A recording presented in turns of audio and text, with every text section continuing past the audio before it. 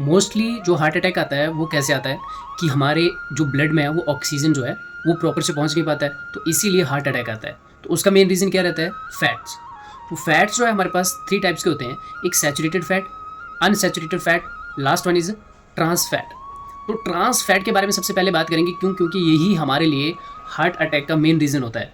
तो पहली बात, ट्रांस फैट्स होता क्या है? ट्रांस फैट वो होता है जो कि रूम टेम्परेचर के ऊपर भी ये मेल्ट ना करे, उसको बोलते हैं ट्रांस फैट।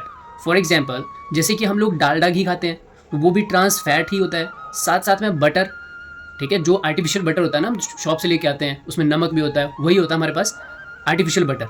और दूसरा क्रीम रोल। और मेन रीज़न जो होता है हमारे पास हार्ट अटैक का, वो सिर्फ यही चीज़ें आती है, डालडा, बटर और साथ साथ में क्रीम रोल। तो मोस्टली देखना कि जितने भी छोटे बच्चे होते हैं, आजकल 14-15 साल के बच्चों को भी हार्ट अटैक आता है। पहले टाइम में क्या होता था, ये चीज़ें हुआ नहीं करती थी।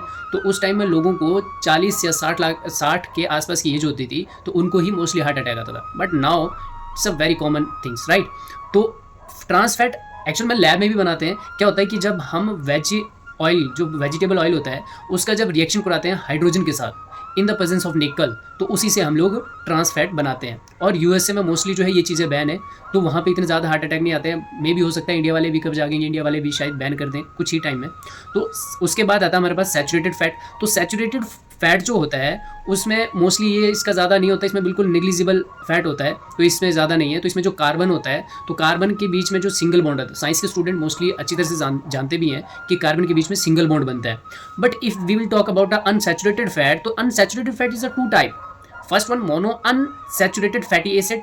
Second thing is poly unsaturated fatty acid. तो जैसे मैंने बोला आपको कि इनके बीच अनसैचुरेटेड फैट के अंदर सिंगल बॉन्ड बनता है, बट मोनो फैटी एसिड के जो होता है, इसमें जो कार्बन है, कार्बन का जो सिंगल बॉन्ड बन रहा है, सिंगल बॉन्ड में एक ऐसा बॉन्ड होगा जो डबल बॉन्ड होगा, इसीलिए इसको मोनो अनसैचुरेटेड फैटी एसिड कहा जाता है।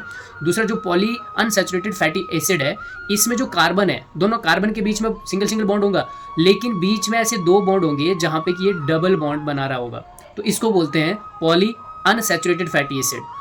अब मोस्टली जो हम लोग क्या करते हैं, मस्टर्ड ऑयल यूज़ करते हैं घर में, तो उसमें एक जगह लिखा होता है म्यूफा और एक जगह लिखा होता है PUFA, MUFA, mono unsaturated fatty acids. Second things is PUFA, PUFA, poly unsaturated fatty acid, right. तो हमारी बॉडी के लिए कौन सा जो फैट है वो सही रहता है? वो रहता है अनसैचुरेटेड फैटी एसिड।